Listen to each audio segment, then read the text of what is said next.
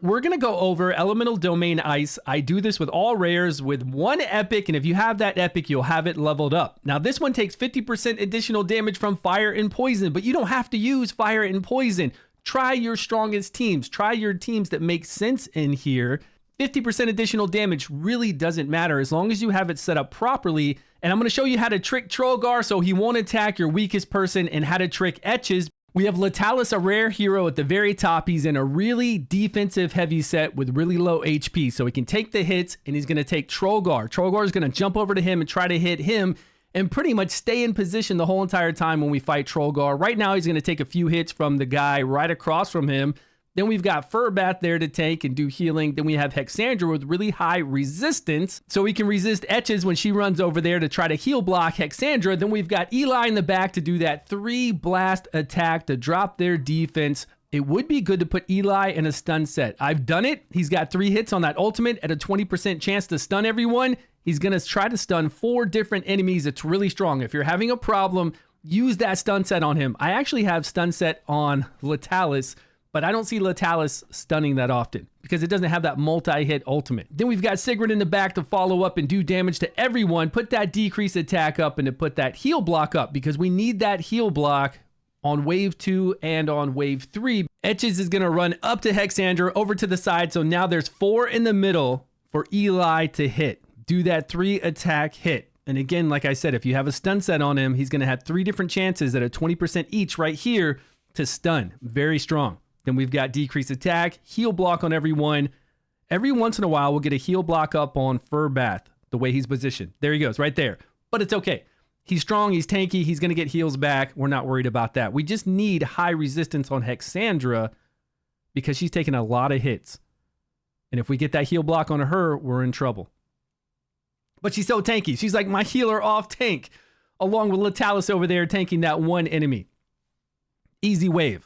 I know that wave can be extremely hard. I've done a lot of comps against it. I've tried to do a lot of rare comps against it. That first wave is extremely hard, especially if you don't do that high resistance on the Hexandra. If you don't kind of split up the damage there, it can be infuriating. You can think that you're not going to do enough damage, but bring in whatever you want. Don't have to bring in. Remember, you don't have to bring in the fire and poison. 50% additional damage isn't what's going to win it for you. Doing it kind of like a strategic way, right? The smart way is what's going to win it. Decrease attack up again. This wave's not as bad. Not as bad at all. And they're all on Hexandra. They're all there in the middle now. Decrease defense. Everybody gets hit. Trollgar. That's the biggest problem, right? Trollgar, because if there's enough frost up, he'll ignore defense. And the way we've got it set up, and then he'll jump, right? He'll jump right away on his battle skill to the person with the lowest max HP, which is Latalis right now. And here he goes. He's going to stick right there in the middle. And Latalis, he's actually going to be away from the other enemy Furbass healing right at that spot. And he's going to stick there and do his ultimate there as well, because that's where the most people are. And they're all tanky. All of them are tanky. I'll show you the gear in a minute. It's fun to trick the AI to stay away from your people. Now, every once in a while, somebody does this AoE ability. It has to be that Frost guy in the back. He does some weird big AoE, and I'm surprised that even does damage. See, Trollgar just stays there. Doesn't go anywhere. And he's trying to beat on somebody who has low HP, yeah, but high defense. So it's not doing that well. Plus, we're getting 2 heals from Furbath and from Hexandra. There we go. Something hit us. That it has to be that Frost guy with his ultimate. The one that blinds. I think he can blind as well. But then he'll do his ultimate. And when he does his ultimate, he goes back to wherever there's just the most people, which is going to be our tanky. So then we get him off. Now we're okay. Easy win. Full auto. I don't even... He jumped again. Full auto. Don't even worry about it. Just let it fly. I think there are a lot of comps that are going to be able to do these stages. I'm going to do stage 5 of the other 2 domains out here tomorrow, and I'll get videos out on those as well. I could probably even use the same team. It just depends on how the bosses are going to be on those domains. I've used all my stamina for the day, so I can't go back into those battles to show you the team. So I'm going to come over here to the Goblin layer, and I'm going to load up the team that I use. It is right here. Ice, baby. Equipment use. This is the team, and it's set up, of course, like you saw here, Latalis.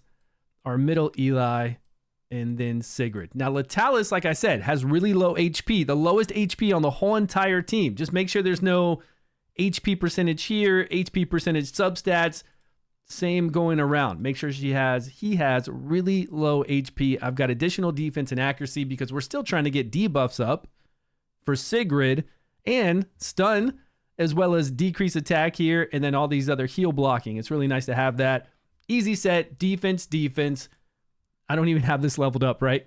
This one's not even leveled. It's okay. We don't need it to be leveled. He's just going to be there to take that Trollgar hit. Then we have Fur Bath with all the defense, defense, defense, defense, everything you can imagine. Extra healing here, and now Hexandra. This is where we needed that high resistance. Now, I know I've got 436 resistance, plus 50 from our elemental affinity you can't see. It's a lot, right? I don't think you need that much. Just go with whatever you can have, whatever you can get. I'm sure it's going to be okay. Here, I do have Witch's Remains because it's so damn strong. I just use it kind of everywhere that I play. But you can use whatever you like. Just make sure you have enough accuracy for the domain and then bring in a stun set. I think a stun set is actually a much smarter play than trying to go with the damage that I'm going with. You can kind of tank it out. You don't have to go in there and blast it with damage, especially if you're stunning them, because when they're stunned, they don't regen their ultimate gauge. It's nice. Gives you a little time to get everything in there. Get the heals in there and keep your team alive. I put this on Sigrid because I needed some more accuracy. Since I've spread out all my other accuracy-heavy artifacts, I just needed some more accuracy because their accuracy is so low. Again, we have that 50 that you can't see from the elemental advantage. That Psyche core you go into and then you put those solvent points into. We do have 50 additional. I wish it would show us right here, but it is, and it was enough for us to get our debuffs up. So that worked.